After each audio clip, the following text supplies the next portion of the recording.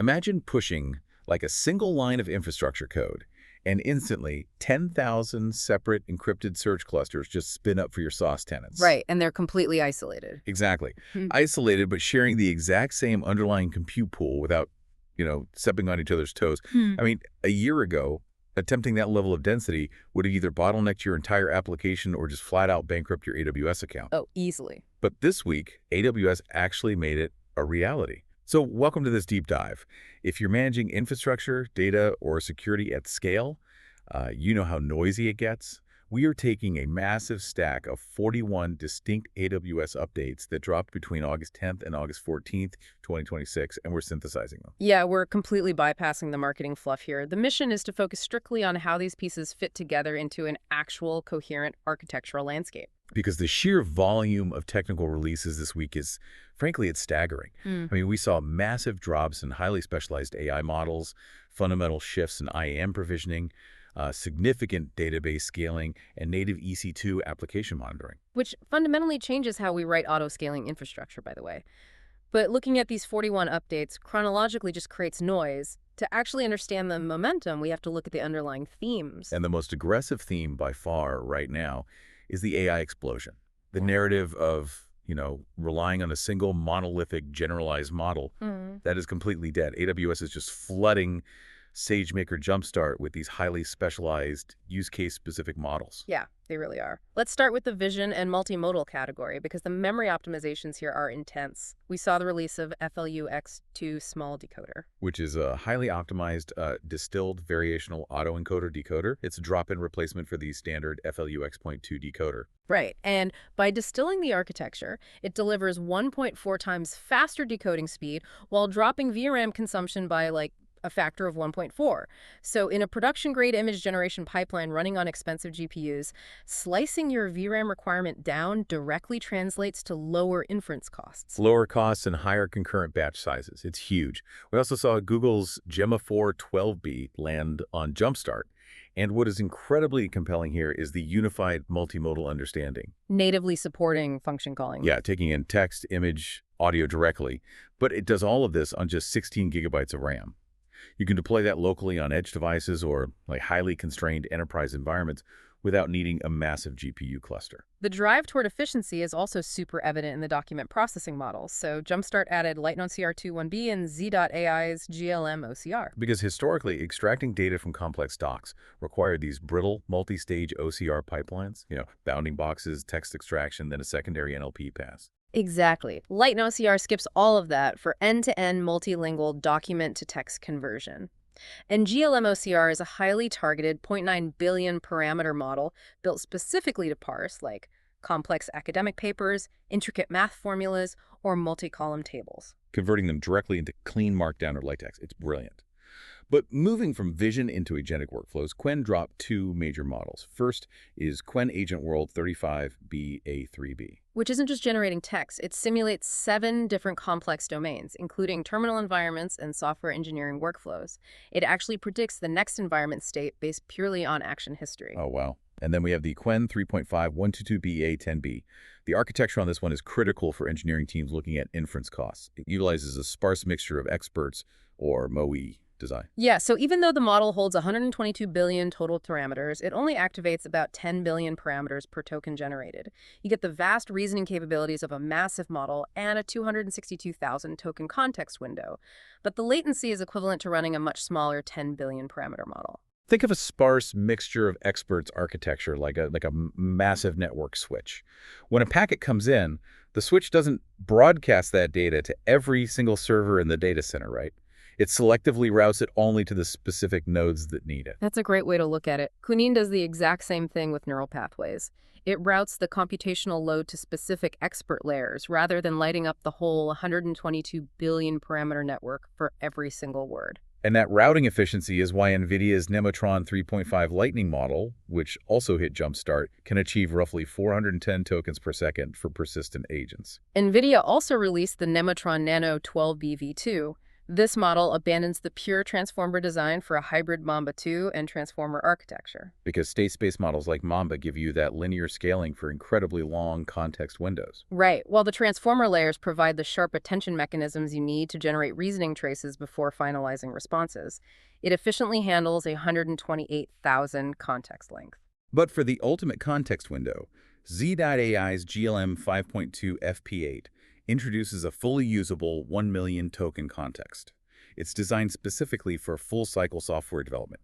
It literally holds entire project-level code bases in memory to execute long-running engineering tasks. Which is wild. But to optimize all these massive LLM calls, AWS also added the Langcache Embed v3 small model. This provides semantic caching by mapping queries to identify semantically equivalent requests. Drastically reducing redundant LLM API calls. Exactly.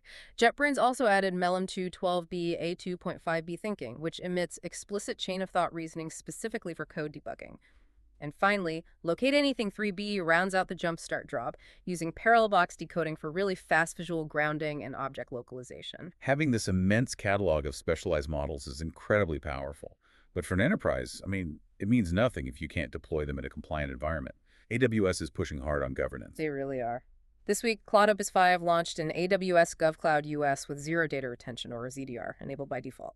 We also saw Amazon Nova multimodal embeddings hit GovCloud US West, which creates a unified vector mapping space for text, image, audio, and up to 30 seconds of video. The security focus extends to Amazon Bedrock too. OpenAI's Daybreak Red and Daybreak Blue models are now available there. These are highly specialized for cybersecurity teams. Blue handles detection engineering, and Red is built for advanced vulnerability research. And the critical element for security operations centers is that these run on Bedrock's inference engine with zero operator access. Right, enforced at the hardware level via Nitro enclaves. The data used during inference is completely isolated. Plus, Bedrock introduced IAM principal cost allocation for the Bedrock Mantle endpoint. So engineering managers can now track inference costs granularly. You map them down to specific IAM users or machine roles rather than just seeing this massive opaque Bedrock line item on your monthly bill. Huge for FinOps. And the application layer is seeing similar governance lockdowns. Amazon Q received massive integrations this week. They launched Microsoft 365 extensions, bringing Q's agentic AI natively into local Excel, Word, PowerPoint, and Outlook workflows. But alongside that deployment, they introduced Deny by default for custom permissions, approval policies integrated with CloudTrail for sharing assets, and per-user resource limits to cap index storage. Not to mention native data loss prevention integrated directly with Microsoft Purview sensitivity labels. Plus, Q's agentic AI hit the FedRAMP Class D baseline in GovCloud US West. Wait, hold on. We're talking about giving engineering and business teams agility, but Deny by default sounds like the exact opposite of that. If a team has to wait for an admin to explicitly allow every new AI feature, aren't we just teleporting back to the dark ages of 6-week IT ticketing queues? I know, it looks restrictive on the surface, but programmatic governance actually accelerates enterprise deployment. The biggest blocker to AI adoption hasn't been the technology. It's been compliance teams stopping deployments because they lack visibility. Okay, that's fair. By integrating natively with Microsoft Purview, the rules become dynamic. If an engineer attempts to feed a document labeled highly confidential in Purview into an Amazon Q agent, Q handles the restriction automatically based on that label. So no human needs to review a ticket. Exactly. The infrastructure enforces the governance, which allows the business to safely maintain its agility. Makes sense. But all of this agentic power is essentially a high-performance engine without fuel if you don't have the data infrastructure to feed it. Right. Handling the massive scale of vector data and enterprise context while enforcing privacy rules requires significant upgrades to the foundational data layers. Starting with relational databases, RDS for Oracle now supports Oracle Apex 26.1, a low-code platform. But the major performance win is RDS for MariaDB, supporting the 12.3 long-term support release. The MariaDB 12.3 LTS update is crucial for data pipelines. It adds Oracle-to-date function compatibility, making migrations easier. But more importantly, it adds native IS-JSON validation directly at the database layer. Oh, I love this. Previously, you'd have to, fetch a JSON payload to the application server, validate the schema in Python or Node, and handle the error logic there. Yep. Now, the database rejects invalid JSON instantly on insert. It saves massive amounts of network I/O and compute overhead. Speaking of compute overhead, Amazon Redshift added the rg.large and rg.12x-large instance sizes to GovCloud. These instances utilize Redshift's custom-built vectorized data lake query engine. Which delivers 2.4 times faster queries over the older RA3 instances when you're processing columnar formats like Apache Iceberg and Parquet. But the most disruptive scale update happened in OpenSearch Serverless. They drastically increased the limit from 1,500 to 10,000 collections per collection group. This means you can now have 10,000 distinct collections sharing the exact same pool of OpenSearch compute units, or OCUs, even if every single collection is encrypted with a different KMS key. Which is wild for multi-tenant SaaS apps that require a dedicated vector database for each customer to enforce logical isolation. It radically changes the unit economics. You consolidate the compute overhead while maintaining tenant separation. Right. But wait, this brings up the classic noisy neighbor problem. Think of OpenSearch Serverless like a massive apartment building where the storage layer is shared, but the water pressure, the compute layer routes dynamically to whichever faucet is turned on.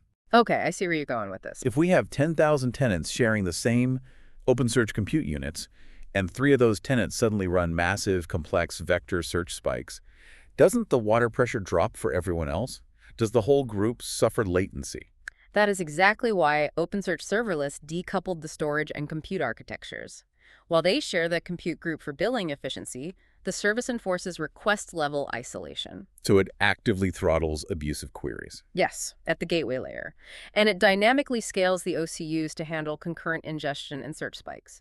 So you're trading a microscopic amount of theoretical dedicated performance for a massive reduction in idle compute waste across those 10,000 collections. Okay, that makes a lot of sense. To further streamline data workflows, AWS Glue also added one-click access directly to SageMaker Unified Studio from the console. So data engineers can instantly transition from cataloging their data sets to building AI pipelines using the exact same IAM role context. We also saw 2 vital privacy updates to AWS Clean Rooms. First, Clean Rooms natively supports minimum aggregation thresholds in custom analysis rules. This is great. You can write custom SQL and mathematically guarantee the query will fail and return no data if the result set contains fewer than, say, 1,000 distinct user IDs. It totally prevents reverse engineering of individual records. Second, Clean Rooms now allows exporting privacy-enhanced SQL analysis logs directly to S3. This exposes the underlying Spark execution details. So data engineering teams can now troubleshoot severe data skews or optimize slow queries by analyzing the Spark DAGs, all without compromising the strict privacy constraints of the collaboration environment. But, handling those massive bursty data queries requires underlying compute infrastructure that doesn't just fail silently when a process hangs. EC2 introduced a feature this week that fundamentally alters instance management application status checks. Yes. Previously, an EC2 status check was basically just pinging the hypervisor to see if the virtual power cord was plugged in, right? It only told you if the instance was reachable or if the underlying hardware had degraded. Now, you can configure EC2 to natively monitor specific HTTP or HTTPS paths and ports every 60 seconds. And the architectural impact here is that this hooks directly into your auto-scaling groups. If your Docker daemon crashes or your web server starts throwing 500 internal server errors, the native application status check fails. And the ASG instantly recognizes the failure, terminates the degraded instance, and spins up a replacement. Exactly. You no longer have to design, deploy, and maintain custom monitoring agents or complex health check sidecars just for basic application-level reliability. Wait, though. Regarding these new application status checks replacing custom scripts, how granular can we really get before we just end up reinventing a complex health check sidecar? Well, it's not meant to replace deep APM observability. It's meant to bridge the gap between the hardware is fine and the application is completely unresponsive. It natively triggers the ASG without you needing to pipe custom CloudWatch metrics through EventBridge just to kill a dead node. Okay, I see. In other compute infrastructure updates, Spot Placement Score now includes local zones in its evaluation, giving engineers a much wider net to cast when hunting for spot capacity. Geographically, hardware availability expanded as well. The R8A instances, which run on AMD EPYC Turin processors and deliver 45% more memory bandwidth, are now available in Canada Central. And the massive U7 and 24 TB high memory instances launched in São Paulo. Those instances provide 24 terabytes of DDR5 memory and 896 vCPUs. Yeah, designed specifically for massive in-memory databases like SAP-HN. Moving up the stack to container orchestration, Amazon EKS now exposes advanced Kubernetes control plane parameters. A notable addition is the ability to tweak the scheduler's node resource fit strategy. Right. By setting this to most allocated, you force the Kubernetes scheduler to bin pack pods onto nodes that are already heavily utilized. This maximizes compute density and reduces the number of required nodes rather than the default behavior of spreading workloads evenly across the cluster. At the networking and edge layer, AWS Client VPN rebuilt its client to version 6.0, utilizing OpenVPN 3. The major operational win here is full CLI support for automation and infrastructure as code deployments, alongside new enterprise admin controls to strictly scope VPN profiles. Amazon SES also solved a notoriously painful developer headache by adding the says.custom-path attribute for click tracking. This is such a relief. When you send an email with standard click tracking, the URL is overwritten by the email provider's tracking domain. This breaks mobile deep linking, like iOS universal links or Android app links. Right, forcing users into a web browser instead of opening the native application, which drives marketing teams crazy. Oh, completely. By utilizing sends.custom-path, developers can preserve the exact deep link structure required by the mobile OS while still securely capturing engagement metrics on the back end. For disaster recovery, AWS Elastic Disaster Recovery, or DRS, now natively preserves the UE5 boot mode for Linux servers. If you've ever been in a Sev1 failover event, you know the absolute nightmare of a server failing to boot because the source server used UE5 firmware, but the recovery instance defaulted to legacy BIOS. DRS now ensures the recovery instance launches with the exact same boot mode, completely eliminating post-recovery manual reconfigurations. And finally, for the edge, GameLift Streams added service-managed shader caching. It automatically captures and distributes shader caches across Linux, Proton, and Windows environments, eliminating the visual stuttering caused by on-the-fly shader compilation during cloud gaming sessions and requiring zero changes to the underlying game code. But as we pack containers more densely and rely on auto-scaling groups to automatically replace instances based on application health, manual provisioning becomes the primary bottleneck. Yeah, infrastructure cannot be highly automated if identity and access management still relies on humans clicking through a console. AWS is clearly focusing on streamlining IAM permissions and modernizing operational visibility. That brings us to IAM Role Manager, which is now generally available. So when you set up a supported service in the console, like a Lambda function or an event bridge rule, Role Manager automatically provisions an AWS-managed default role on your behalf. Or it reuses an existing role if the permissions match. Okay, but wait. Doesn't this risk over-permissive defaults slipping into production environments? Like, if engineers rely on automated creation, they might just forget to run IAM Access Analyzer to lock those policies down later. I mean, that is a legitimate risk with any automated provisioning tool. However, consider the current alternative. Engineers often manually attach overly broad wildcard policies, like granting access to every S3 bucket in the account just to get their Lambda function working quickly. That's true. We've all seen the dreaded asterisk in a JSON policy. Exactly. Role Manager deploys AWS-managed templates that are far more scoped than a typical developer's wildcard policy. It establishes a secure baseline. Best practice still requires using IAM Access Analyzer to refine those roles down to least privilege before production, but the starting point is significantly safer. Makes sense. For workforce identities, IAM introduced Account Access Manager.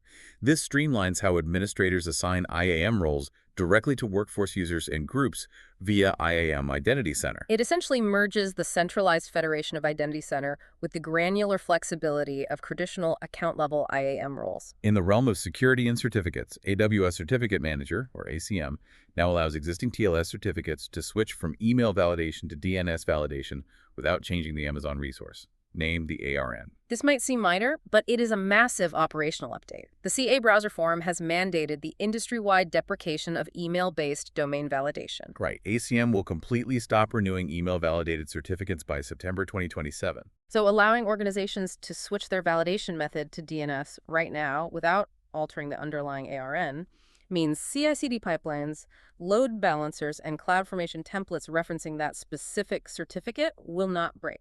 And speaking of preventing broken pipelines, anyone who has spent a Friday night pulling their hair out trying to figure out which of their 50 nested organizational policies is blocking an upload will weep tears of joy at this next update. Oh yeah, this is my favorite one. Amazon S3 HTTP 403 access denied errors now explicitly include the exact IAM or organization's policy ARN responsible for the block. If a request fails because of a service control policy applied at the root of the organization, a resource control policy, or a specific permission boundary attached to the user, S3 now returns the exact ARN of the policy that caused the explicit deny. You no longer have to manually audit complex cross-account organizational policies to find the root cause of an authorization failure. It's just right there in the error message. Huge time saver.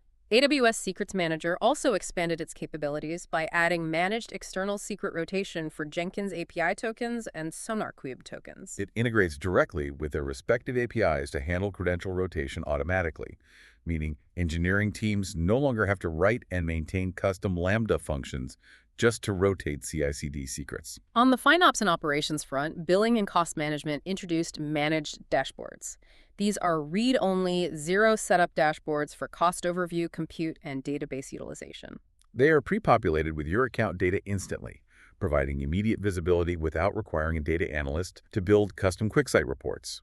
AWS Global View also added an interactive map for visually plotting all available regions and local zones across your architecture. And for procurement teams, AWS Marketplace buyers can now subscribe to category-based notifications. Instead of blasting alerts to the root account email address, notifications for pricing changes, private offers, or agreement renewals can be delivered directly to specific Slack or Microsoft Teams channels via AWS user notifications. And finally, Amazon Connect Customer enhanced its routing logic by adding manual self-assignment for queued agent-first callbacks.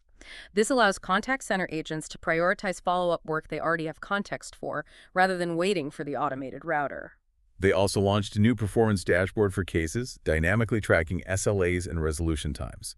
We've covered a truly massive breadth of territory today. We really did. From highly specialized 122 billion parameter AI models dynamically routing computation on SageMaker, to zero-operator bedrock deployments enforcing hardware-level data isolation. All the way down to the granular mechanics of preserving UEFI boot configurations in a disaster recovery scenario and decoupling compute from storage and OpenSearch.